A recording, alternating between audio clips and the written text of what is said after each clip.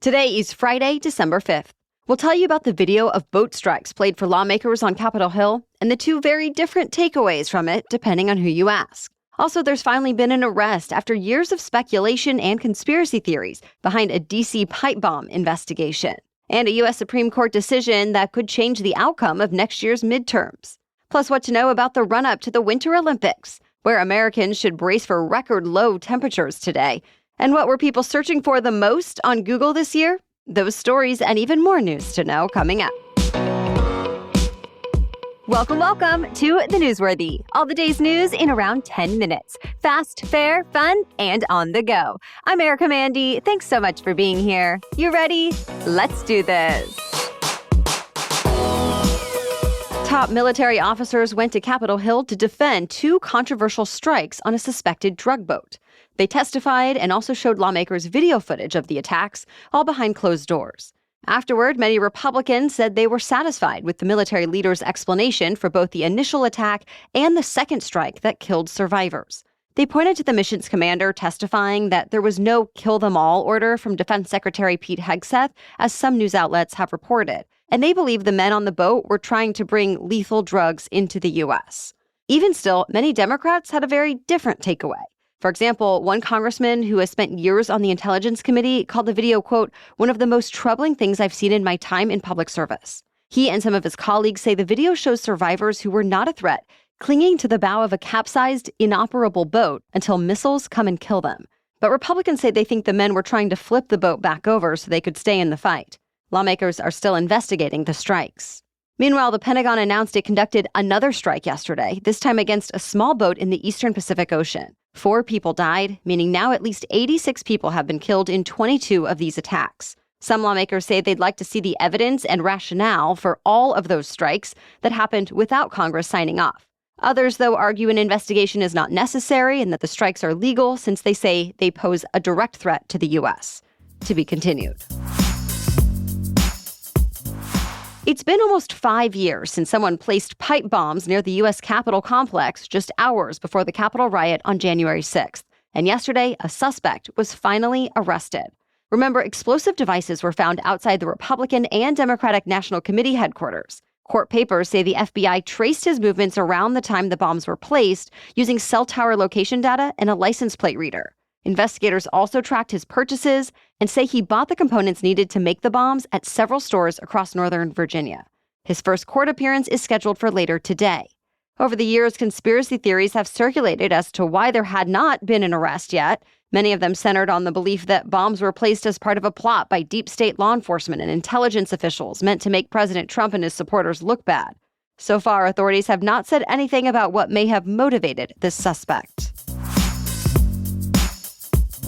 President Trump is once again showcasing peacemaking efforts all around the world. He hosted the leaders of the Democratic Republic of Congo and Rwanda yesterday as they signed a deal meant to eventually end the conflict in eastern Congo. Though Rwanda's government spokesperson says the situation on the ground has not dramatically changed because of this deal, and the Democratic Republic of Congo's leader doubted Rwanda will actually comply. Still, he called the agreement a turning point. And Rwanda's leader called the whole American-mediated process, quote, the clearest and most viable path forward that we have ever had. And that's big, since conflict in eastern Congo, including 2 full-scale wars, has killed an estimated 4 to 6 million people since the 1990s. Millions more have been displaced. By the way, the signing ceremony was held at the former U.S. Institute for Peace. Most of the institution's staff were let go back in March as part of wider government job cuts. But since the agency is actually independent, it has been wrapped up in a legal battle over whether the White House had the power to dismantle it. Well, this week, President Trump renamed it the Donald J. Trump Institute of Peace. The State Department says the rebranding makes sense as it called Trump the greatest deal maker in our nation's history. But a lawyer for the institute's former leaders said it was just adding insult to injury. The Olympic flame has reached Italy, where the 2026 Winter Games will begin in 64 days. The torch comes from the birthplace of the ancient Olympics in southern Greece. So once again, that's where the Italian hosts received the flame yesterday before taking it back to Rome. Tomorrow, the torch relay begins. The flame will travel all around Italy for the next couple of months, passing through 60 cities and 300 towns with more than 10,000 torchbearers. The relay will finish on February 6th at the opening ceremony in Milan. Well, speaking of the opening ceremony, Ralph Lauren revealed the Team USA ceremony uniforms yesterday. This is actually the 10th straight Olympics the fashion brand has dressed the American athletes. For the opening ceremony, the uniform will include a white wool coat with wooden toggles, an American flag turtleneck sweater, and wool trousers. The closing ceremony uniform will feature more color, complete with a red, white, and blue puffer jacket with bold Team USA graphics. Both outfits will also feature knit hats, mittens, and brown suede alpine boots with red laces. And even if you're not an Olympic athlete, a full Ralph Lauren Team USA collection is now available for purchase. We have more news for you still coming up, but first, a break for our sponsor.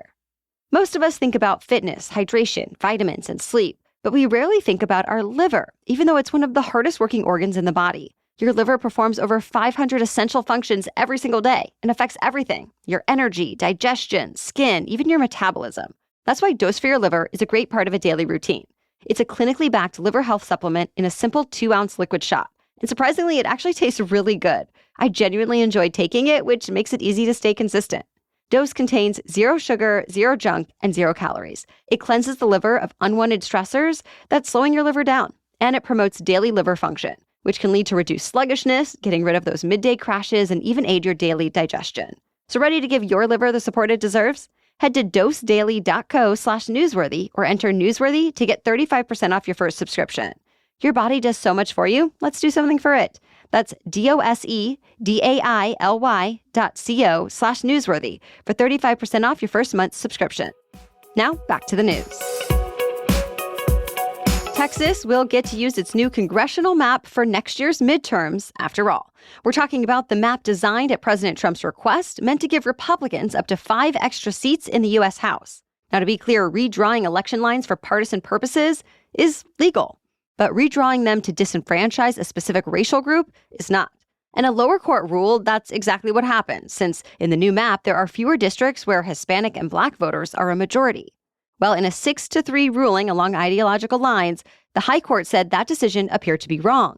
And the conservative justices say the district court should presume Republican Texas lawmakers acted in good faith when they drew up the new map. The liberal justices disagreed, accusing the majority of putting its own opinion ahead of the lower court's facts. Meanwhile, other states like California and Virginia are still planning to move ahead with new maps more geared toward Democrats, while states like Missouri and North Carolina are doing the same with maps that lean Republican. This is a change from the norm. Traditionally, maps are only redrawn once a decade to reflect population changes.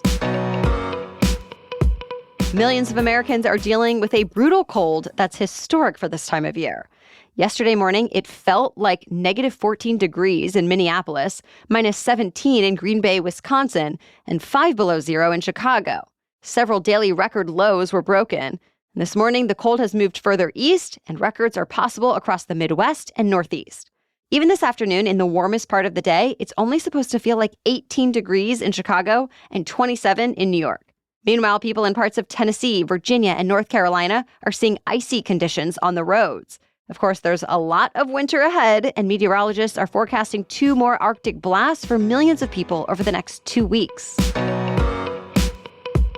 Some people who live in the western U.S. got a warning to brace for a significant earthquake, but no quake ever came. The Shake Alert system that sends out warnings similar to Amber Alerts sent out a false alarm. It said Nevada had been rocked by a 5.9 magnitude earthquake. That would have been one of the largest earthquakes in the U.S. this year.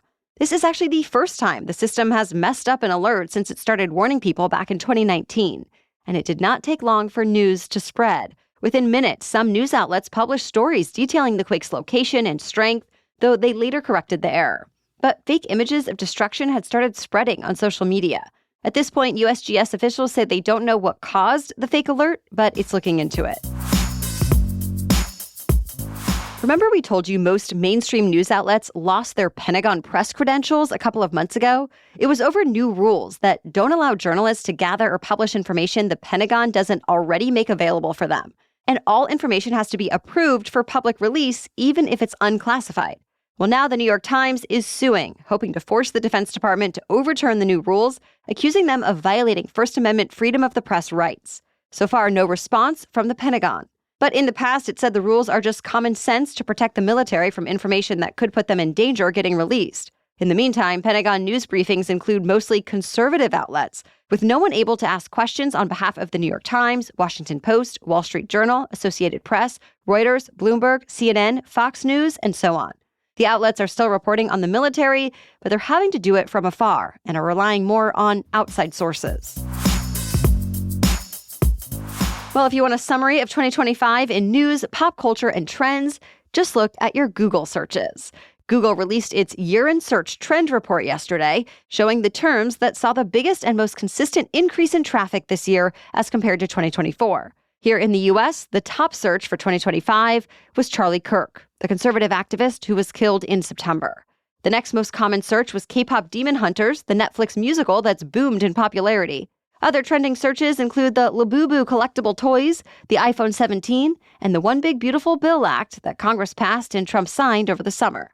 You can find the whole list linked in today's episode notes. That's it for the main news today, so now it's time for Feel Good Friday, when we bring you one extra feel-good or positive news story before the weekend.